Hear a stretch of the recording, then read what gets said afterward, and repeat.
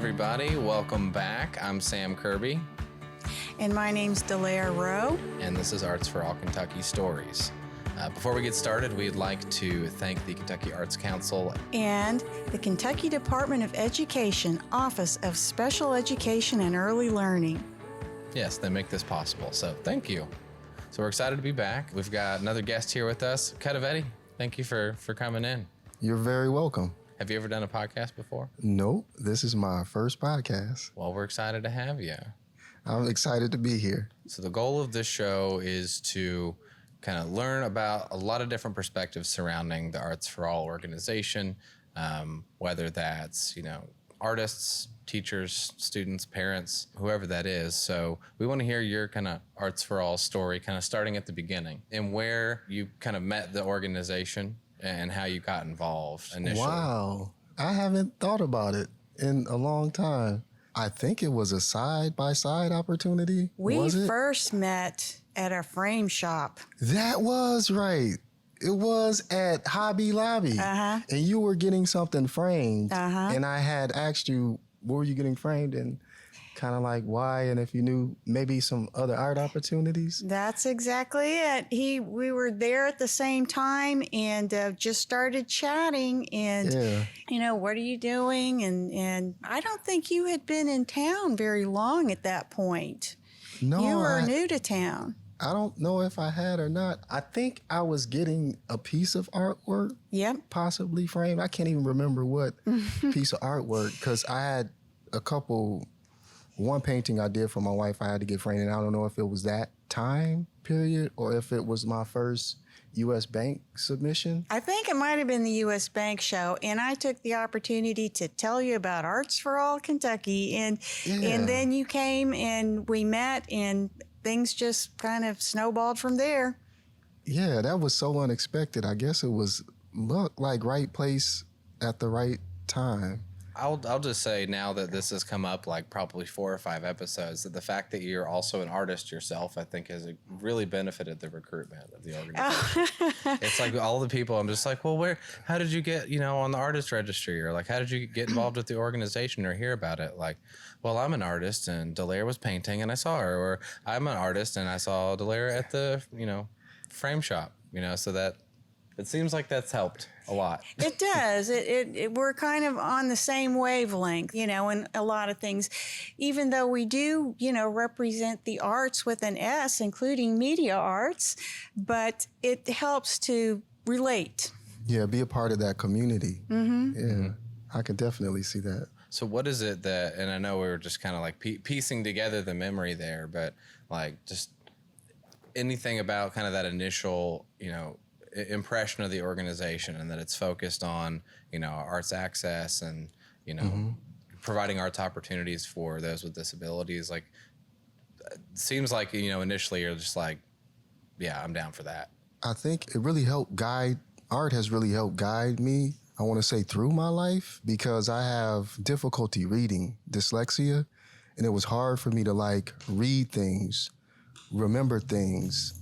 And I think having visual images really helped me remember what something looked like or how a word was spelled to give me enough time to dissect it. Like remembering words as like symbols and images. So it was something that I never thought about like that really helped me, but I can see it kind of transition into the ability, like arts being that universal ability to help others too. Mm-hmm. Like problem solve or to, I guess, engineer something or figure something out, Yeah, so for you, art was kind of I think people see art in a lot of different ways, but, for some people, art is just kind of an additive. It's something that they can, they see a movie or they go and, look at art in a gallery and that's something that they add to their life. But then for others, where it means so much, it's kind of the glue, it's kind of what helps build them. The thing that I'm thinking of and that comes to mind is like communication. It's different phases of, let's say, seeing the final product of artwork and the artist communicating an idea of expression that way, or how to tie in the pieces to create what that was. So it's like I have an idea, but will this material help me the best way that it can convey, or is this the best material to use to get my idea across, within that either communication or problem solving, and you're always figuring out a solution, a communication of the final, what went into the final product to communicate this idea. And it's so much learning in that whole process, whether it's internally, like how did I figure out this process? How do I understand how to make this part go with this part in order to get this results? Something simple as mixing paint or something. And that is problem solving and the application of that problem. So people that may be somewhat limited still have that ability to use that, and learn from that complete process, and I think it's depreciated sometimes when a person sees the final product and they don't know what actually went into it to the final communication. Like when someone looks at some artwork, I was speaking to somebody about that before, and they say, well, I can do that. And then they sit down to start and then don't really know where to start. Like a lot of people have Right. ideas but don't know how to do the problem solving piece. That's Right. probably also what you've seen in kind of working with the people that you get to work with as well. Mm-hmm. Like when you're sitting down with them, and I'd love to learn more about, whether you're doing like side by sides or, Mm-hmm. classes or what that looks like. But when you're working with them, all you're really doing, you're not generally putting an idea in their head. You're just helping them do the problem solving. That's to help them right. get to a final piece they're proud of. And it's now so you can see important. why he is on our teaching artist roster because he understands that concept and can really help a lot of students express themselves in a way that maybe they have never had the opportunity to do before. That's right. I enjoy it. And it's helped me understand things more too. Different approaches to the same thing. If a student is not able to, or they may have limitations, how do we modify it to help them get the given result when doing their assignments? Recently, working with my project with AudioWorld, we have age gap. Like I think the youngest kid was probably 7 and his oldest maybe 17, all in the same group, So how do you, the ability to simplify it so that the youngsters, the younger ones understand and can, accomplish the same thing as the older kids. If you design it for the 7-year-old, the 17-year-old's going to roll their eyes and be bored of it. And if you design it for the 17-year-old, the 7-year-old's going to... Might not be able to catch up, Right. So, yeah, it's really cool. How do you go about approaching this scenario in particular between 7 to 17? Do you kind of set a basis of what you want to create there somewhere in the middle and then kind of adapt down and adapt up? Or how have you approached this project? I normally start with the final idea, and then I deconstruct it to reconstruct the assignments. What is our final result? Whether that's a message that we're trying to teach the kids, whether it be like science and bees, or if it's like for this particular assignment, the final result was to make a small wiener dog out of the modeling clay and paint that. Mm-hmm. So we started off our process with our primary colors and how to mix the paint.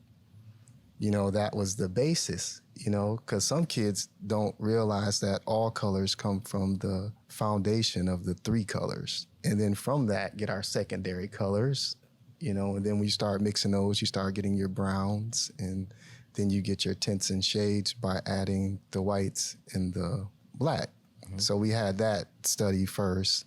And then from there, we took that and I think we transitioned into basic shapes and internal structures of objects, like what makes a building. Everything in our environment has components in the inside that allow for it to have rigidity and structures. And we went through our simple shapes. So we went through them, and I started off with the original drawing. I drew out a sketch of our dog, and then I filled like an outline drawing, and I filled the framework with our simple shapes to fill the space of to make it shaped like that animal. So from there, we kind of took those shapes and cut them out in paper and used those simple shapes to make abstract, animals with the simple shapes. Now, you work with teachers as much as you do with the students.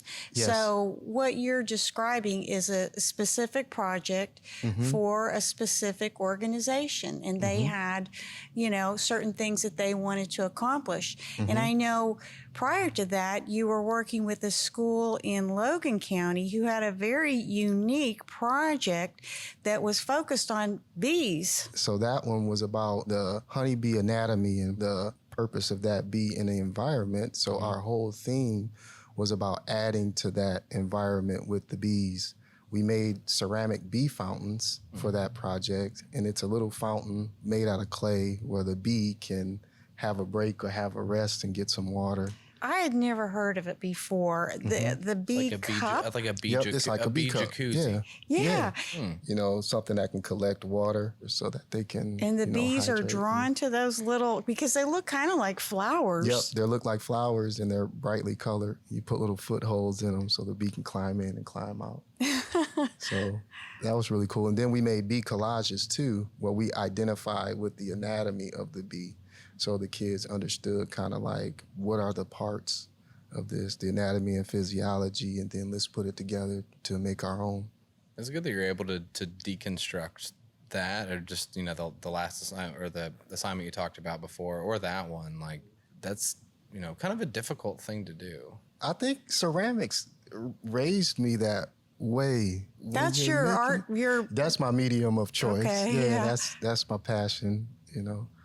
My baby project, project, I guess I want to say my love, ceramics is, and I have to approach like putting things together in that way, and working with clay in that way. There's always a process, whether it be you have to wedge the clay first. If you're throwing a bowl, there's a specific process. You start with the same base forms before you start to raise the walls, after you center the clay. And it's those type of stages and steps. And you can only approach the clay if it's too wet when it's a certain stage. So you have to wait, you have to be patient. And it takes a lot of planning and engineering. And that's what artists are. I think we all are engineers, and it starts from the blueprint of what we want to create in our mind. Starting from scratch, there's nothing on the canvas. It has to start somewhere. Whether you see these vibrant colors, they might have to be layered. What's the first layer that you lay? Or if it starts and you're a painter and a frame maker, you're making your own canvas and you're pulling and stretching your own canvases. Art is always a process. I was talking to another artist in the studio, and he said that he was with a friend and they were in a gallery, and his friend was seeing something, at the art museum. He was like, well, I can do that, and it kind of just diminishes the importance of art in school and how valuable it is for all the children to have that type of exposure. Even something as simple as, somebody said, I was talking to one of the instructors and I was telling her that everybody can draw. And she said, well, no, I can't draw. And I say, you can write letters correctly, right? You can write letters. And you're tracing that A. You're drawing from sight. You have to look at that and draw it exactly what it is in order to communicate that this is an A, or this is a B, growing up, or you this is a C. And then you put it into an order. In order to make a word. So technically everybody should be able to draw from life, but it's whether we put those parameters on ourselves, even drawing the symbols of numbers. The reason I'm saying is that in Logan County, that school, they don't have an art program. It's not present. It's only what the teachers are able to do, with the students, and they may not have, as much as experience as, someone trained in the field. And that's one of the really important things about what Arts for All Kentucky has to offer, because that may be the only arts program that those kids have at that time, and you're bringing it to them. And you're working with the kids, but you're working with the teachers too. And That's so right. when you leave, they will have some knowledge that they didn't have before, and perhaps they will try to recreate that. Maybe the teacher will feel empowered to try to do a bee collage. That's right, yeah. And she definitely, one of the teachers that I was working with on that project said she's going to add that to her project, just that sharing of information, to help uplift. Because even if they maybe can't understand one process, they're learning how to problem solve through the vehicle of artwork or communicate through the vehicle of artwork, maybe what they need.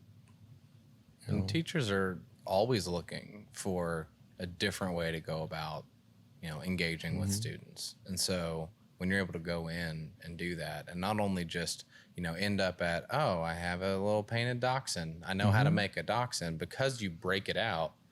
Yeah. They not only just know how to do that, they know how to mix paint colors together. They know how to, address things with different shapes, and then, over time that kind of might cultivate a curiosity, and all of a sudden a school that doesn't have a formal art program, somebody might pursue, art lessons or learning more about it, or in today's day and age, learn about it on YouTube, and it becomes a passion of theirs just because you showed them that, red and yellow make orange. Yeah. So there's a real impact, and it's kind of like a trickling effect, but that's what's great about this program. Yeah. So I would encourage all the teachers out there, contact us. A shameless plug time. You can bring Cutivetti to your school, and we have a whole roster of artists who may be living in your own community and you don't even know it. Yeah, a part of that assignment, we went from the flat shapes. Then I drew them out for the kids 3-dimensionally. And that's how we got our egg shape, because a lot of kids were like, well, this is a square. And I say, yeah. And then they say, well, cube. And I say, yeah, it's a part of the same family, And I showed them how to draw the cube and draw a cone, draw a pyramid. And then we started with our modeling material, making those simple shapes to get them to identify with simple shape or the sketch and how that comes together to form, the object you're trying to create. Well, it might be interesting to learn a little bit about more about you and your background, and how you got into art, what brought you to Kentucky. Tell us a little about yourself. Okay.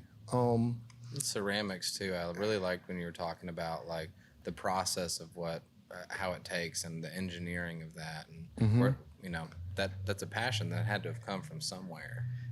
Yeah. Didn't just all of a sudden one day wake up and you're like, I'm gonna be able to just make a No, bowl. it was something. I thought I was gonna be an illustrator.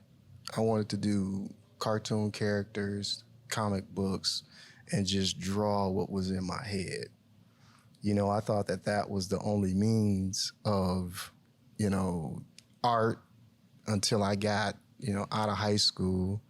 Drawing was the only thing, or close to printmaking. You do commercial artistry, you get your crop lines and you get it ready for press for somebody to print it out for mass production, and then I got to Grand Valley State University and we went through foundations. First couple of sculptural classes, you use different types of materials.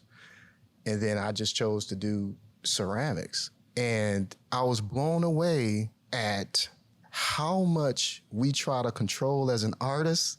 And this material was out of my control. Like it takes a certain amount of time it has to be a certain state. If you add too much water, it can collapse, or you're at the mercy of the material of the clay. But also in the final result, it encompassed every other art form on the planet based on how the versatility of the material. So you can still draw into it. You can still paint it as if it's a drawing, and it can be a ceramic tile on your wall. So everything I loved you know, it just has every attribute of that in itself. You brought it into 3 dimensions Yep. too. Yep. So you can work sculpturally from that 3D, you know? It seems like most kids really like to work with clay too. There's something about clay that people just, or a lot of people just enjoy. I think I like the different states in which the clay feels. Sometimes, depending on what's in the material of clay, you can get some grit, some sand. So you get a connection with how it feels and what it can do as well. Or if you add a bunch of water and you're throwing on a wheel and it's sliding in your hands, it's that feeling of the material. And that is so versatile. You can make it almost feel like whatever you want it to.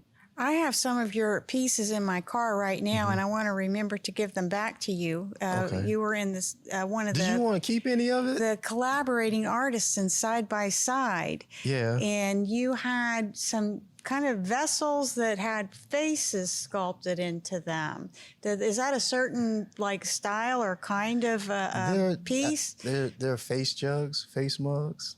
And There's a history to that, isn't there? I think so. I don't recall exactly what the history is, you know, and it may appear, it depends on regional and location too, you know, some of that history. But I know it's something prominent with Kentucky. You can get a lot of faces on your mugs, but those were actually examples I was teaching a student.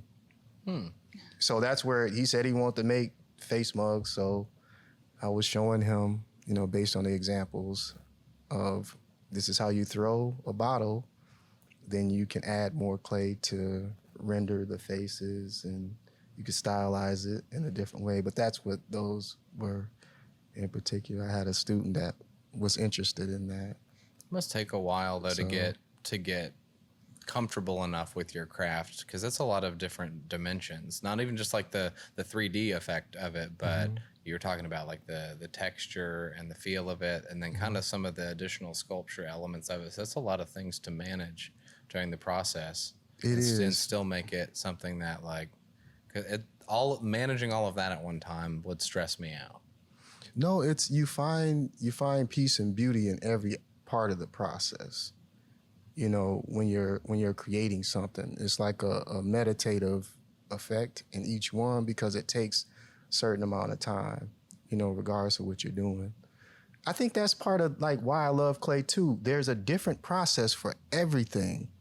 You know, we're talking about wet clay and working with wet clay, but there's a firing process, you know, like what temperature do you fire this material in order to get it to bisque temperature? What's the highest temperature that it can go to, you know, for your glaze to react?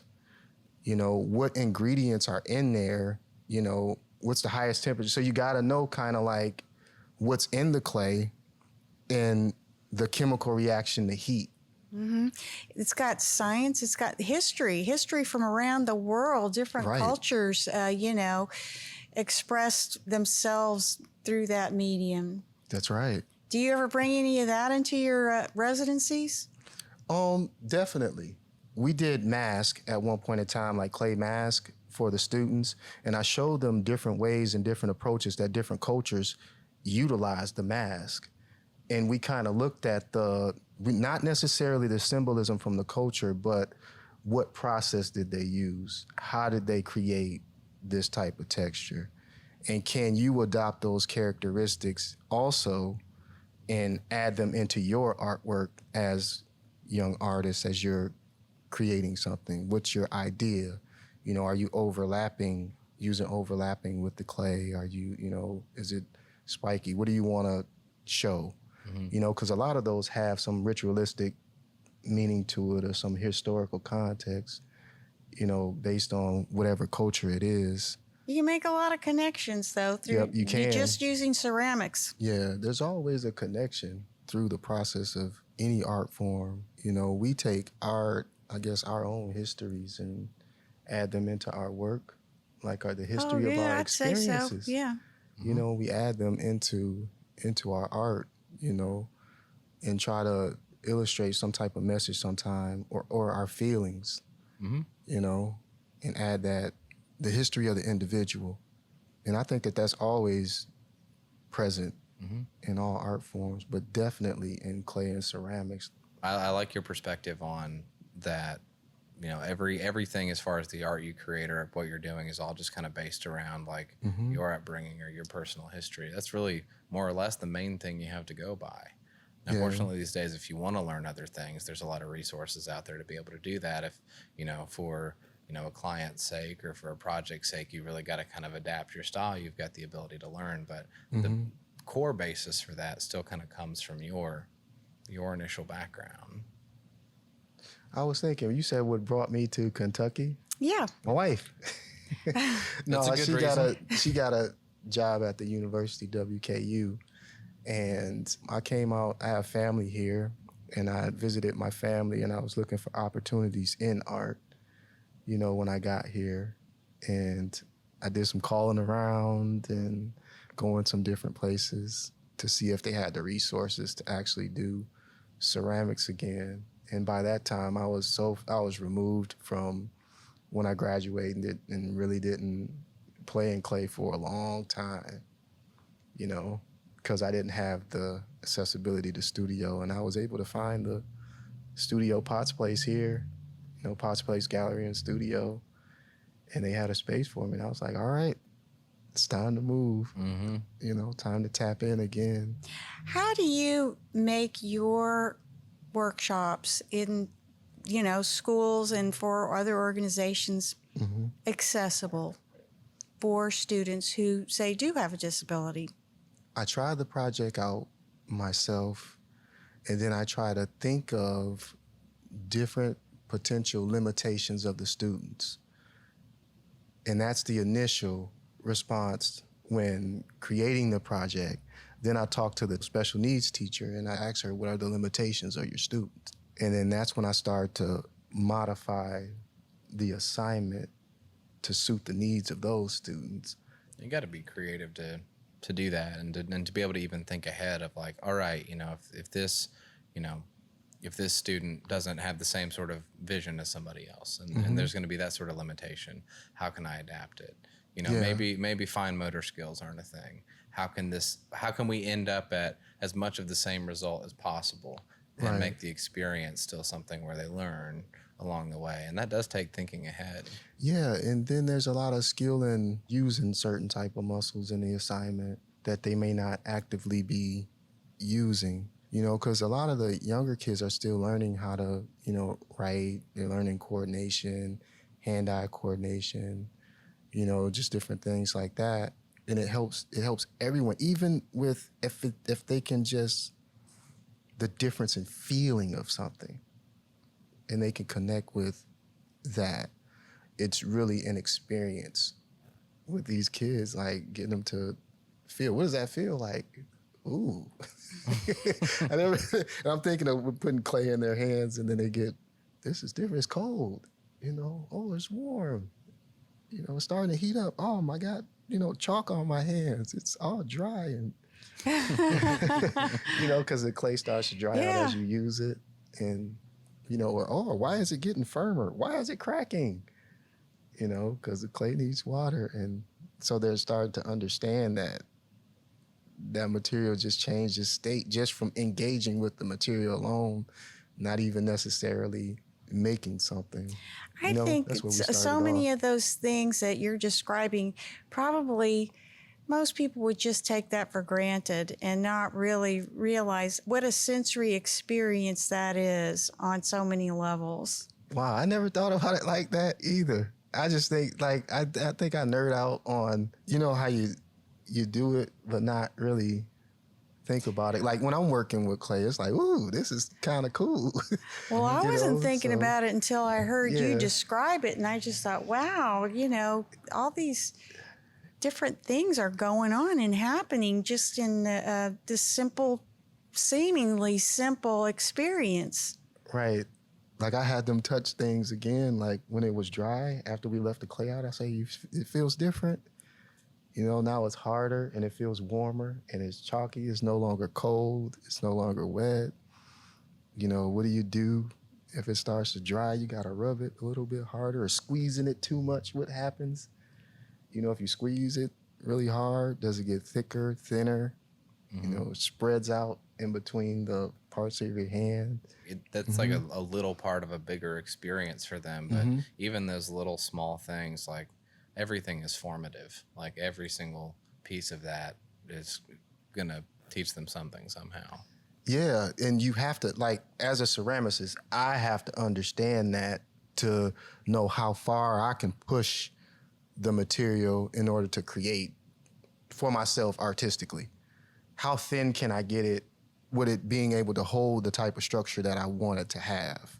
You know, so how much can I squeeze it? You know, but if I fire this and it can be sharp, you know, how do you mute those sharp edges? Or, you know, how far can I stretch it? And then where can I find a common place from the teacher of clay?